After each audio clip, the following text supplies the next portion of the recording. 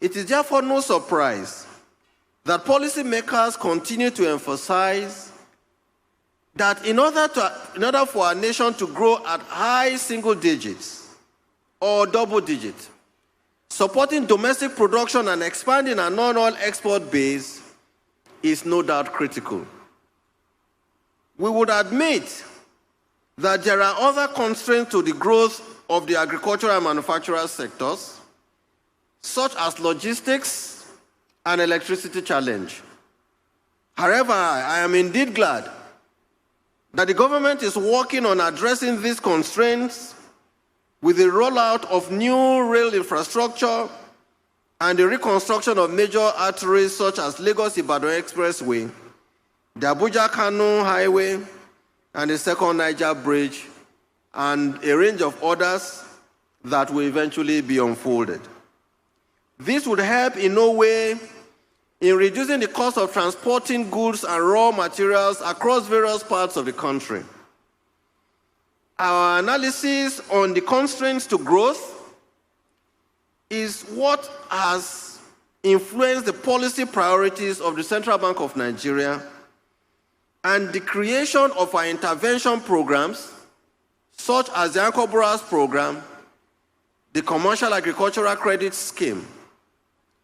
While monetary policy may not be able to solve all structural challenges, but by influencing financial conditions under which farmers, like our small and medium enterprises and manufacturers, are able to access credit, we can help to support growth in the agriculture and manufacturing sectors, as well as our non-oil exports.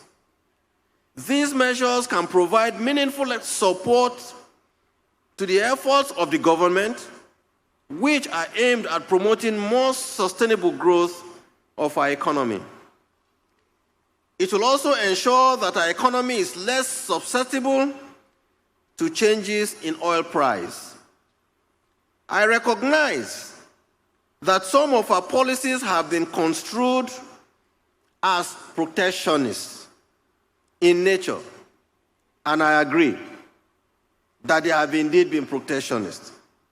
But we need to keep in mind that leaders are first and foremost accountable to their own citizens and their nation. And if the vagaries of international trade threatens the comfort of these citizens, leaders are compelled to react by inducing changes in the flow of goods and services in order to improve the lot of its own people and in attaining nationwide growth objectives. One recent example that comes to my mind is the issue of onion prices in India. As you may know, Indian farmers export about 2.2 billion kilograms of onions per annum, which is worth over $500 million every year. Due to excessive unseasonal rains in India this year, production was significantly low, and so local prices increased to a 6-year high. This surge in prices of onion hit Indian households adversely, given that onion is a staple of Indian cookery.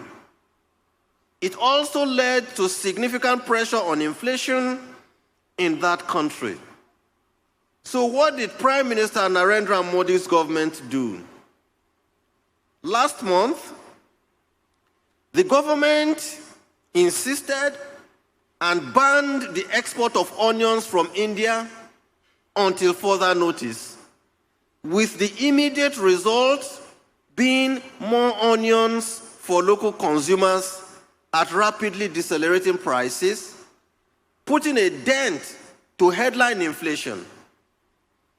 Although protectionist in nature, this is what a great leader, and this is what indeed great leaders do to improve the lives of their people. because the country and its people must always come first. Although this ban has meant higher onion prices for India's neighbors, the government could care less because it is a win-win situation for its own citizens. Another recent example is the decision of the London City authorities just earlier this week not to renew the operating license of Uber in London, regardless of the reasons they may have adduced for this decision. The effect is that it is a boom for local taxi drivers in London City. This is a step meant to keep jobs in the hands of indigenous British drivers. This is what great leaders must do to help its people. Let us also not forget that the European Union's Common Agricultural Policy continues to impose substantial tariff rates on many agricultural products, with the main aim being to discourage imports and increase prices for domestic European farmers in order to increase their income. I have given these two examples for us to know that no leader and no country sees its own citizens suffer. No responsible leader would allow the level of unemployment and insecurity to rise in his country. Industries dead, and we all know what I mean, industries dead, and allow inflation, prices, and allow smugglers and those who are bent on dumping goods into their country in order to increase the level of unemployment, increase youth restiveness, kill its industries. No great leader sits idle.